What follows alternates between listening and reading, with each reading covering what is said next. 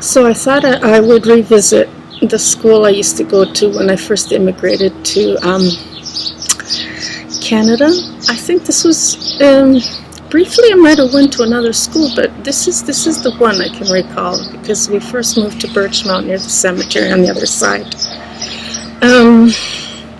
This place is called Gateway Public School, and this is where I failed grade 1. In 2000, oh my God, okay, so in grade 5, we started going, transferring over to the portables. These are the portables. And the only thing is I'm certain that they were over on the opposite side, that way going south.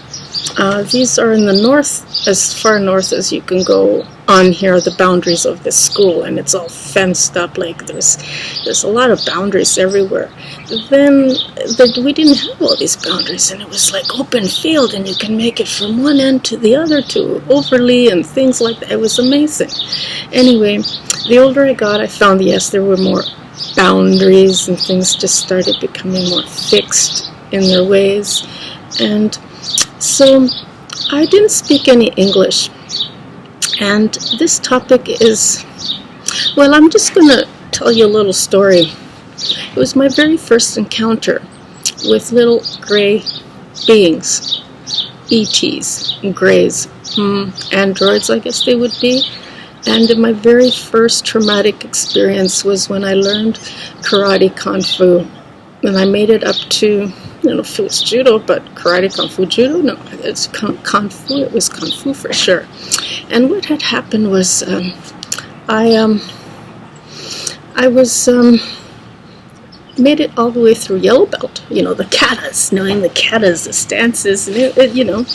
And so once I had a girl who was Asian that just put me right down, just by going like this to my hair, right? Rubbing it down, she took me right down.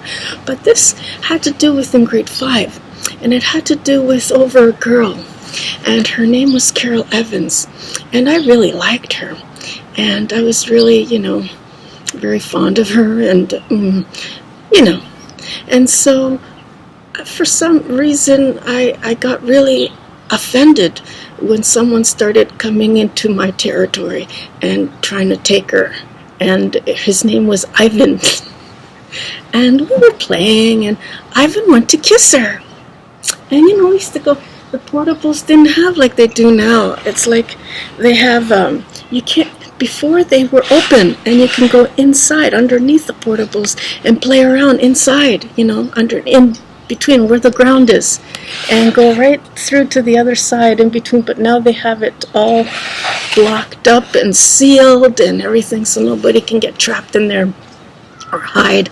So we had a lot of playing areas, and what happened, I guess they call them safety zones now, right? Too controlled.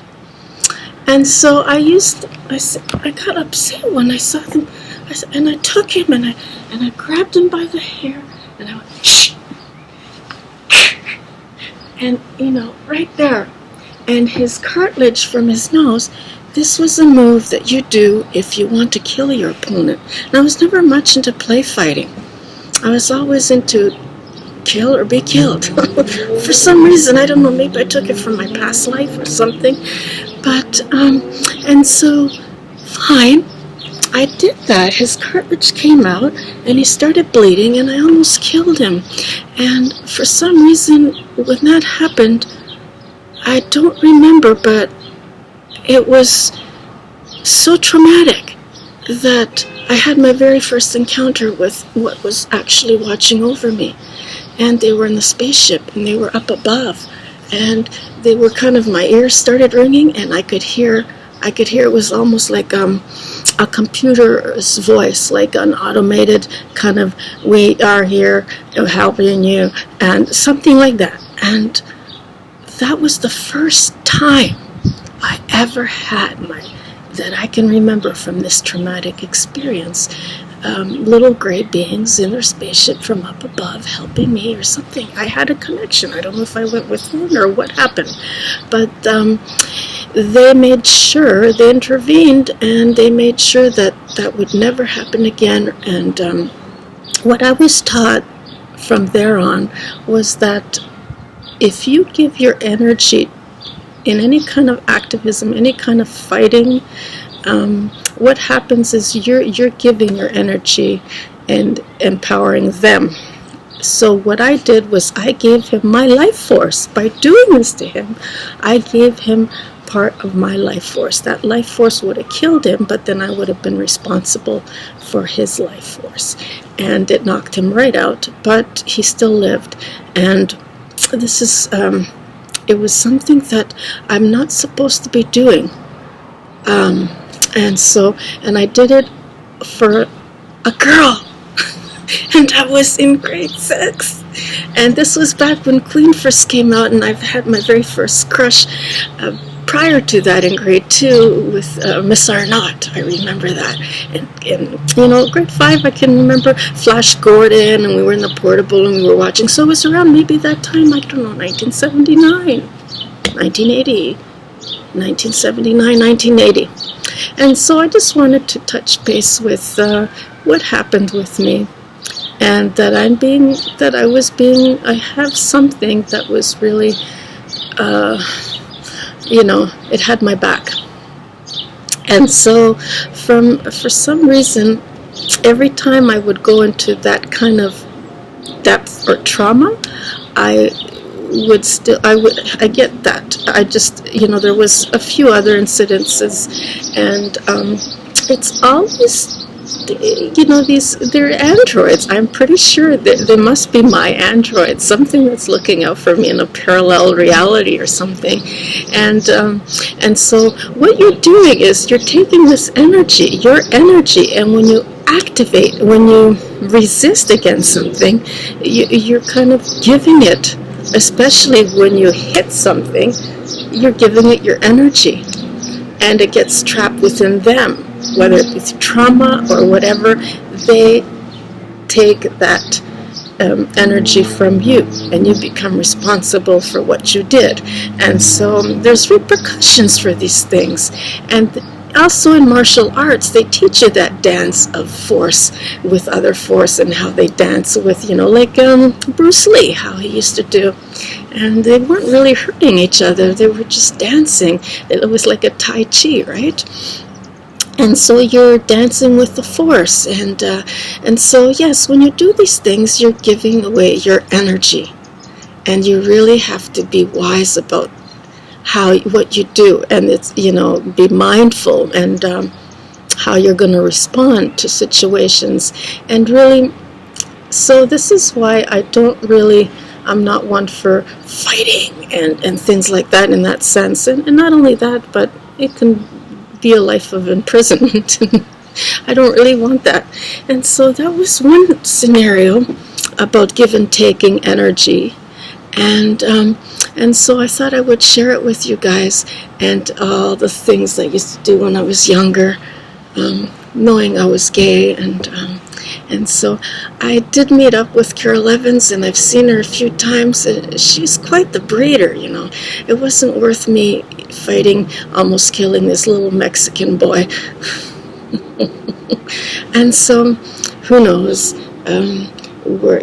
So we played it out, whatever we engaged with. And so once in a while, I'm really happy that whatever that is watching my back, it does interfere and helps me when I cross over the line, or I do something that wasn't supposed to be done by me. And so I thank them for being there for me. And I don't know about now. This isn't. I haven't. The last time this has happened was way before 2012, and I would have never known all these things. In '94, I had another experience again with a spaceship, but I really had to knock myself out, and you really have to go like sniffing paint or glue or something to get to that, and then they just come in, and it's like, wow. And yeah, so I wanted to share that, and it's Saturday, and it's Happy Pride and I'm doing this little inner child adventure, revisiting the inner child on Dyke Day 2019 at Gateway Overley and Don Mills area. And my where I kind of, late 70s, early 80s, we traveled a little bit further into Scarborough. 81, we ended up buying a house. But this is with 10 minutes, and I wanted to share this experience, portables, and what we used to do. And a lot of these kids now are either big-time criminals or police officer enforcement. Serious.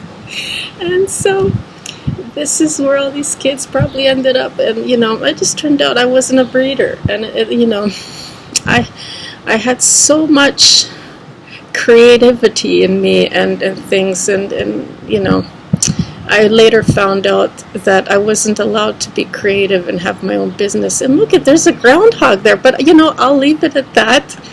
Oh my God, do you see the groundhog?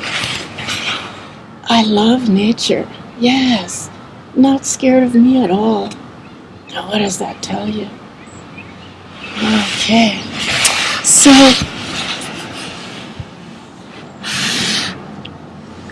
welcome to summer, and many blessings for you all. Thank you.